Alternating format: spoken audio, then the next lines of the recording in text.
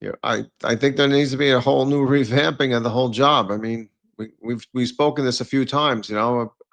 We need to, let's get back to basics. Let's get cops back on patrol. And yeah, do we need to send them the details? Do we need to fill all these other things? No. Your first obligation is to the citizens of New York City, and that's to make sure you respond there appropriately and do what you're supposed to do. So you don't need to 70 people in DCPI to make sure that the news gets out. I'd rather have a cop respond to my house and Well, tell but me the news. they had the whole social media unit that was monitoring certain podcasts. So Yeah. they had to have a full-time monitoring unit, and some of them are still doing it. But I see Hassan asked a question. Actually, he had this question up before we started the show. So on a serious note, what do you guys think will happen come 1/1/26? What to expect or predictions? I think everything stays status quo for a little while, especially since Tish. I think you wait until there's a tiff between those two, and then there could be changes. But I think everything's going to stay the same right now. I like we've spoken on the last show, right? Or that was Eric and I, and you jumped in at the end, surviving Zoran. We don't feel that Zoran's going to be an immediate problem, right? It's going to be is the PC and the administration, the super chiefs. How is this all going to filter down to the cops on patrol? So I'm predicting that it's going to be status quo. I think Eric had agreed with me that it's going to be status quo. Guys aren't going to be running out of the door. I mean, there's going to be retirements, and you know what? Everybody says when you know, right? That's when you go. Yeah. So, but I mean, we'll see what happens. I agree with you, and I was actually speaking to an active chief last night. Made a phone call for the parade tomorrow, but saying, hey, what are your plans after the first of the year? And he was like, I'm not going anywhere. He goes, I don't think anything's going to change really. He goes, because he's keeping her, and she seems to be happy with the executives that are in place right now. We may not agree that everybody is still in the right seat, in the right place. That's left over from the last administration, because I don't think that she had full power to make all the changes that she wants. So I think that we're going to see more movement. I think if he gives her that right.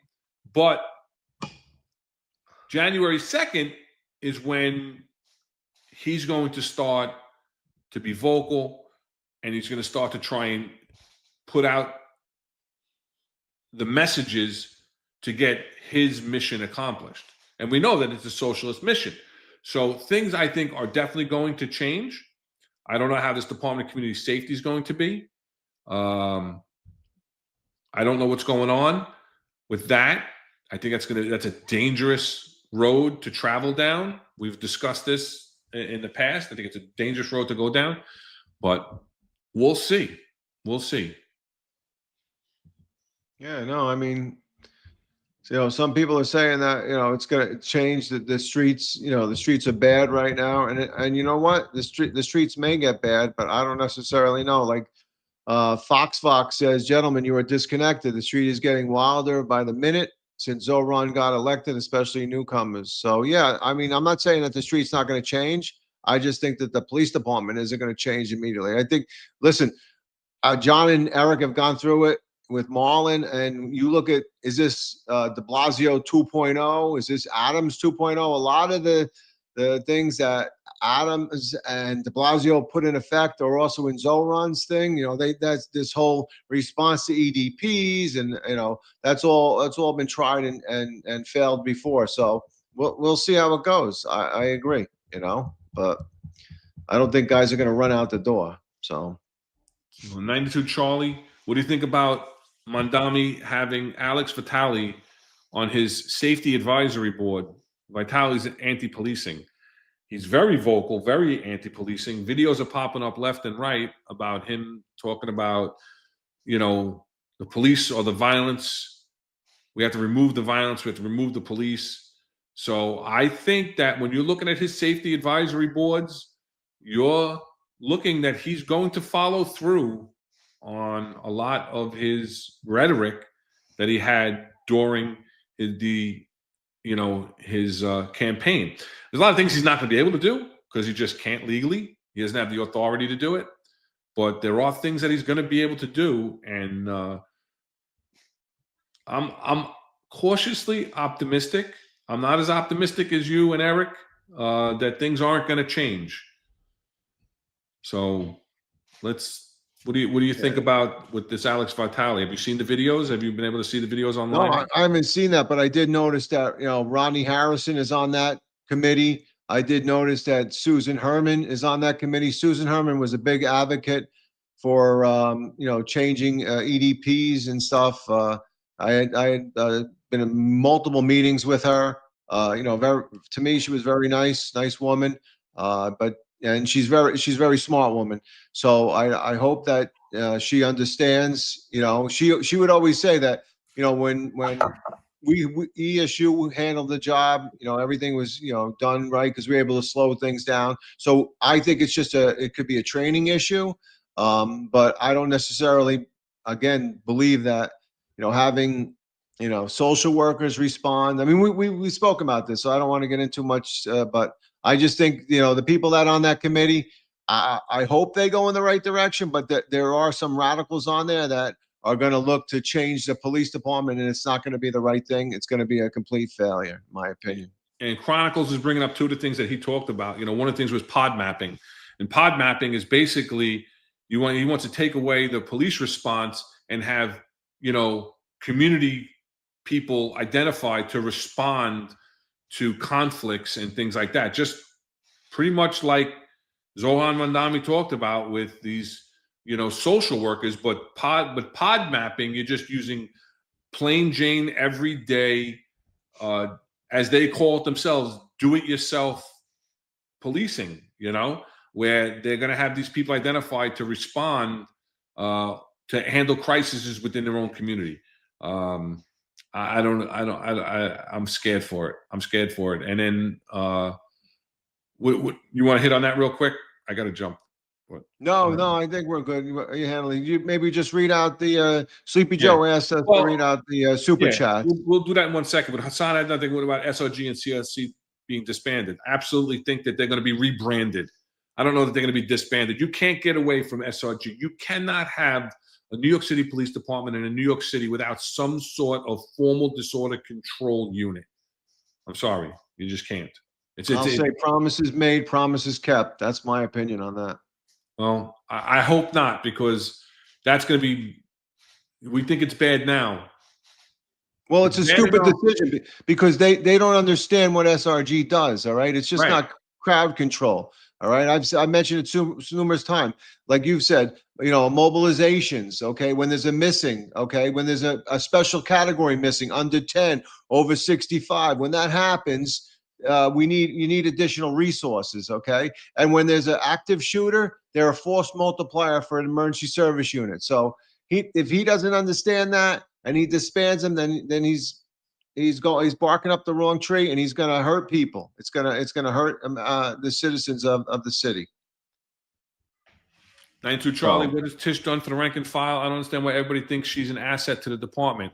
We've had discussions on this in the past too, 92 Charlie. I think that she's very heavy-handed. I think that her discipline is over the top.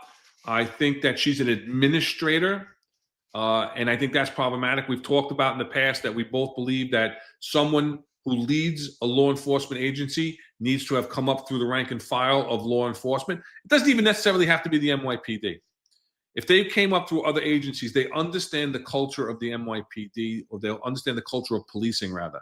And when it comes to discipline, that is big on morale. And when you're talking about being heavy-handed with morale because people make mistakes, because people do make mistakes, I'm not sitting here defending everybody that did something wrong, that got charged in specifications, that got command disciplines, that even got terminated. Some people are rightfully terminated. This job is just not for them, and they make mistakes. Some mistakes you can't turn back from. Other mistakes, you need to get a little slap to learn to not do so. But her not coming through the culture of the uniform ranks, I believe, is detrimental, and it shows, especially when it comes to discipline. So I'm not sitting there saying she's that. I do think that she is the best. Well, I think Keyshawn Sewell could have been the best police commissioner, but she wasn't given a chance, and she exited before she had a chance to make any kind of impact. But I do think that she knows the NYPD, she knows the politics of the NYPD, and that she's been the most effective police commissioner under Eric Adams. And I think that's because of his prior failures, that he had to give her more leeway and more power to do what she needs to do. Because I've always said this, that the police commissioner needs to be autonomous and needs to be able to run the police department. I think once she leaves, the rank and file are going to tell you the truth. It's often that there's a police commissioner there and nobody wants to speak about anything that's gone on. Nobody says anything. You didn't hear, excuse me, you didn't hear anything bad about Madry or anything else until all of a sudden the scandal breaks, right? Then all of a sudden it's like, oh, all these other things. So I think once she leaves eventually, then you'll hear things. And I don't give her a lot of credibility and accomplishments myself either. She's a good speaker. She could stand in front of the mic. She controls the stage, but I don't see, her being the, yes, definitely Adam's best choice. Absolutely. But I don't see the rank and file really falling in behind her. Yeah. All right. I think I didn't see if there's many more. I think this might be our last question. Anthony is asking, does the NYPD deploy patrol cops, meaning precincts that have more cops working than their minimum required will send their extra cops to work the tour in another precinct that's working short? Yes, it's called flying out. And that's one of the things at the borough. At the beginning of your tour, if you are minimum manning or below minimum manning, if I'm supposed to run 4 cars or 5 cars and I'm only running 3, I have to call the borough. What the borough is going to do is wait for everybody else to call in their resources. And if somebody's supposed to run 5 cars and they're running 7, they'll take a car or 2 and they'll fly them out and they'll work in those other precincts. Quick story. I was in the 4-1 and they flew me and my partner to the 4-9. We went in there and they're like, all right, you take this sector. And we were driving around, and the 4-9 is pretty big. I don't know if how it's comparable to like the 109 or one of those other precincts, but it's a pretty big precinct. And my partner and I were beating the sector cars in the 4-9 to the jobs, and we were thinking to ourselves, how are we beating these guys? And we're beating them to their own jobs. But yeah, that happens all the time. So, and sometimes it's fun to be in a different command, different way of life, Yeah, and another one, Hassan's got a bunch of good questions today. Do you think the CCIB will have a final say? Again, it's not up to the mayor. I think that the city council, unfortunately, I think he's going to support it. And I think that even though now he's backing down from that a little bit, he's gotten a lot of pushback from Tish and other people. But again, I fear for the future. And that's one of the things I fear for. Anything else? You see anybody else ahead of me that I didn't get to yet? No, just Hassan Mo. It's not mushroom coffee; it's regular coffee. So just let them know. But all good here. If you want to grab the super chats now. Give me 1 second. Yeah, let me just bring up the shows. Give me 1 second, guys. Sorry, I'm a little behind today. I got a couple things going on.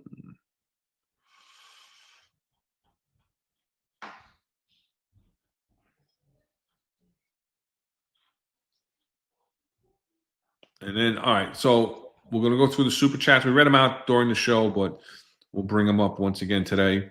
Modern Samurai, again, $20. Happy Thanksgiving, gents. Cash OT for both of you guys. No more that take it in time crap. Sleepy Joe, $10. Happy Thanksgiving to the Finest Unfiltered family. Thanks for the hours of spot-on content. And John's mushroom coffee and Marlon's muted microphone moments, which you gave us one tonight. I have to. And then RSJH2KL, $5. Why are so many units being assigned out of their own precincts? So we already talked about that and answered that. Yep. Listen, we appreciate the donations to the podcast.